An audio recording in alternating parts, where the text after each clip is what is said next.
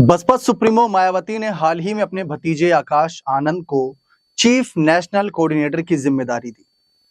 उनकी जबरदस्त वापसी तो कहेंगे। आकाश आनंद की माफी मांगी सार्वजनिक तौर पर, जो भी उन्होंने पहले किया था उस मुद्दे पर ना जाते हुए बात करते हैं भविष्य की, कि मायावती ने हाल ही में तो ये पार्टी से निकाला था और इतनी जल्दी वापसी भी करा दी, माफ भी कर दिया।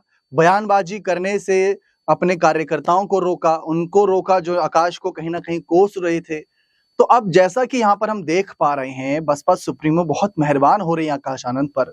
उसके पीछे की वजह क्या है? क्या मायावती को लग रहा है कि उनकी पार्टी के नेता जो एक एक करके कहीं ना कहीं आप देख रहे हैं हाल ही में लोकसभा चुनाव के वक्त या अन्य राज्यों के चुनाव के वक्त भी कैसे पार्टी में दलबदल हो रहा है, पार्टी के नेता कहीं ना कहीं धोखा दे रहे हैं। हाल ही में अशोक सिद्धार्थ को पार्टी से बाहर का रास्ता दिखाया गया, तो आकाश आनंद उनका एक मजबूती बनेंगे, आकाश आनंद उनकी ताकत बढ़ाएंगे। क्या यही कारण है?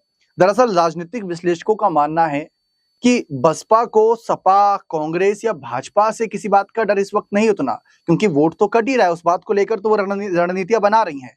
लेकिन चंद्रशेखर आजाद की वजह से कहीं ना कहीं आकाश आनंद की वापसी कराई गई। आकाश आनंद भी आरोप पर लगे थे, लेकिन आरोप के बावजूद भी उनकी वापसी हो गई, जबकि अशोक सिद्धार्थ की नहीं हुई। तो सोचने वाली बात है। जबकि अगर मैं आकाश आनंद और अशोक सिद्धार्थ को आमने सामने देखूं तो भाई अशोक सिद्धार्थ जी के पास काफी एक्सपीरियंस है राजनीति का, आकाश आनंद से काफी ज्यादा एक्सपीरियंस है, बड़े पदों पर रहे हैं। उसके बावजूद भी आकाश को अब मौका दिया गया, अशोक सिद्धार्थ को नहीं। सोचने वाली बात है, क्योंकि अशोक सिद्धार्थ ने सार्वजनिक तौर पर ना तो माफी की कोई बात रखी, ना ऐसी कुछ चर्चा उन्होंने की, ना बयान दिए। खैर, बात आती है चंद्रशेखर की। आप भी जानते हैं कि 2027 के चुनाव के वक्त में युवाओं को साधने के लिए सपा, भाजपा, कांग्रेस और अब बसपा भी कोई कसर नहीं छोड़ेगी। उन सब के बीच चंद्रशेखर आजाद जो लोकसभा चुनाव में नगीना सीट से जीतकर, जहां पहले बसपा जीती हुई थी, उनको हराकर खुद जीते, अपने पार्टी के चुनाव चिन्ह से जीते, उनकी बढ़ती ताकत को देख रही हैं और वह अन्य राज्यों में भी अपनी किस्मत आजमा रहे हैं। 1000, 2000, 3000, 5000 वोट भी अगर मिल जाए तो कहेंगे ना भाई कि फायदे में है, क्योंकि नुकसान तो कुछ हो नहीं रहा है ऐसे में। तो चंद्रशेखर की वजह से क्या मायावती ने अपने भतीजे आकाश पर फिर से भरोसा जताया?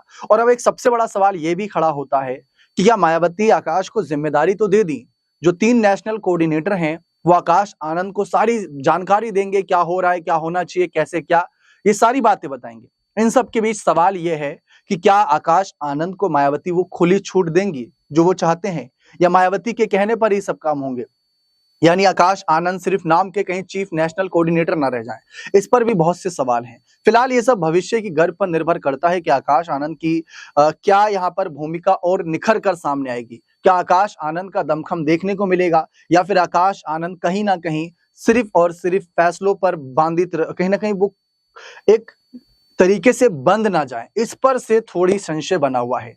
चंद्रशेखर आजाद इस समय सांसद हैं, आकाश आनंद चुनाव नहीं लड़े। जिस तरीके से लोकसभा में भी उनको पीछे किया था चुनाव के वक्त, हाल ही में फिर से पीछे किया गया, लेकिन अब फिर से बढ़ाया गया।